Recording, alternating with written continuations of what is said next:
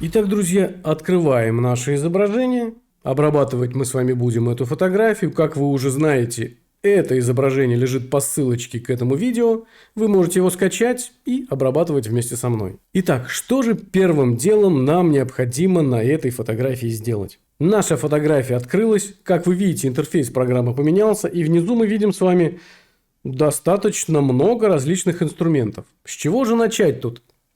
Все по порядку. Давайте мы первым делом перейдем в базовые настройки, которые здесь называются свет и значок в виде солнышка. И я сделаю фотографию просто чуть-чуть поярче. Все. Мне это нужно для того, чтобы перейти в другой инструмент и выставить с вами правильную, ровную, красивую геометрию. Именно с этого нужно начинать обрабатывать свой снимок. Итак, друзья, переходим с вами в геометрию. И давайте ознакомимся здесь с инструментами. Выровнять у нас сейчас стоит выключено. И давайте кликнем сюда.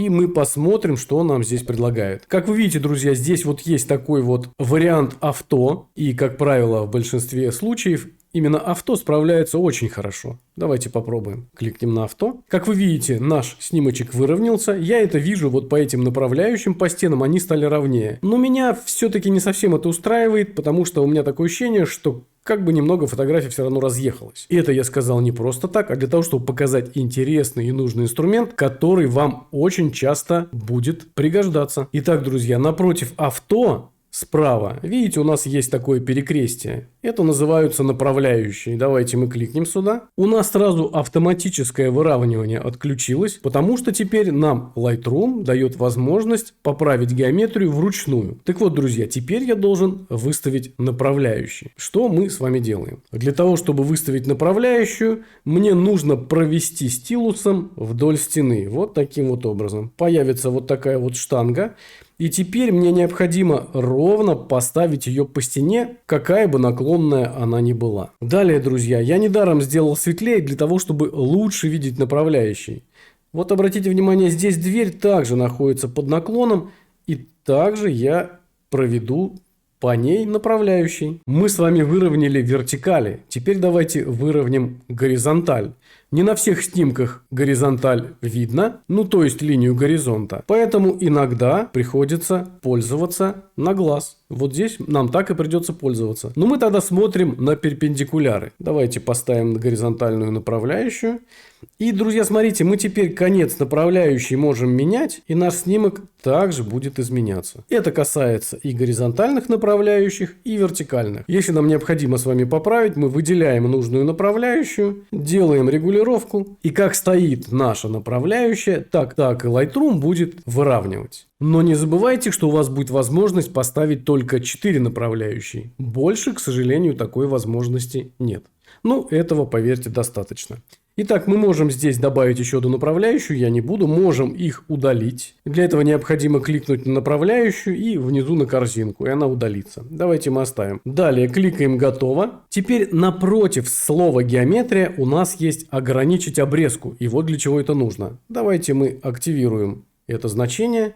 И как вы видите, наша фотография подрезалась, исходя из той корректировки, которую мы внесли при помощи направляющих. Да, как вы заметили, у нас пропало достаточно много информации, и поэтому, когда вы фотографируете, обязательно старайтесь сразу при съемке выдерживать ровные вертикальные и горизонтальные линии, для того, чтобы потом при обработке сохранить больше полезной и интересной информации. И не забывайте, что не всегда нужно править геометрию, потому что завалы можно использовать как творческие приемы, например, вот как на этих снимках. Здесь, конечно, геометрию править не нужно. Ну и, друзья, внизу мы с вами видим ползунки. Тут все достаточно просто. Искажение это удаляет бочкообразность. Вертикаль фотографию наклоняет вперед и назад. Горизонталь двигает фотографию вот таким вот образом. Поворот это по часовой стрелке против часовой стрелки.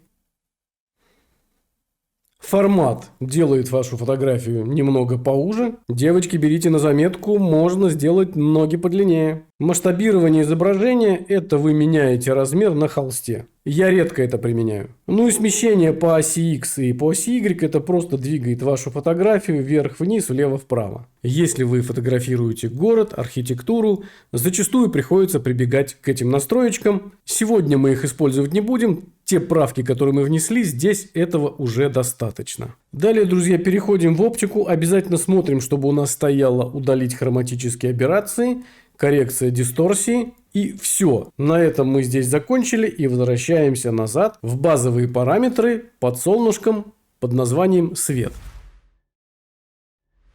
Итак, друзья, мы с вами находимся в разделе «Свет», ну или как их называют, базовые настройки. Давайте мы экспозицию двумя кликами вернем в исходное положение и перейдем в кривую. Итак, друзья, мы с вами внизу можем увидеть 4 вот таких вот кругляшочка.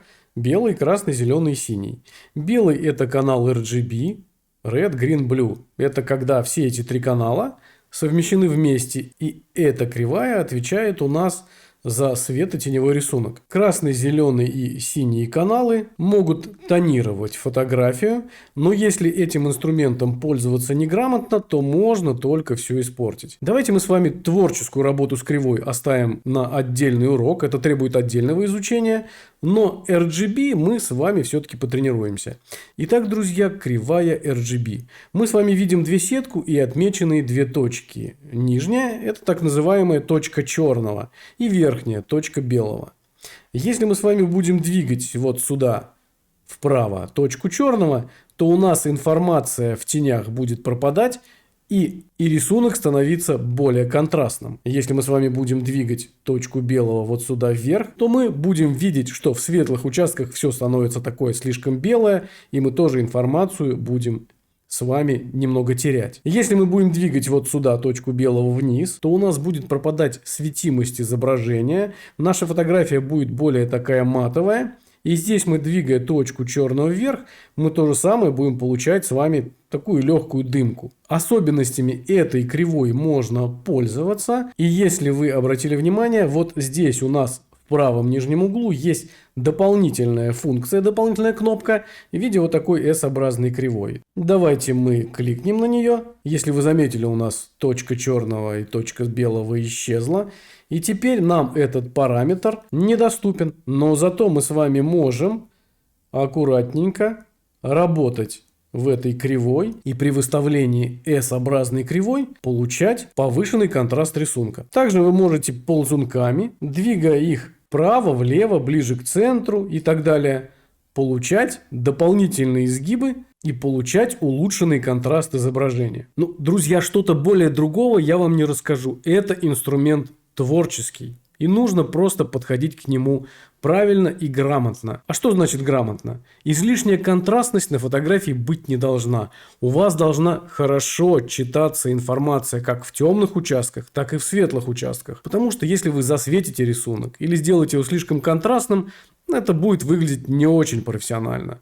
Профессионально, когда вся информация читается. И для того, чтобы отменить те значения, которые я выставил, мы можем пользоваться вверху стрелочкой, которая отменяет все изменения, которые мы с вами внесли. И как вы видите, у нас под этой стрелкой появилась еще одна стрелка, и вы можете действие как вернуть на шаг назад, так и вернуть на шаг вперед. Я вернусь к исходному снимку. Я люблю работать вручную, а это позволяет только кривая RGB, когда активирован нижний левый белый значок. Так вот, друзья, давайте мы с вами точку черного немного приподнимем. Для того, чтобы нам удобнее было работать, мы видим, что у нас здесь имеется сетка.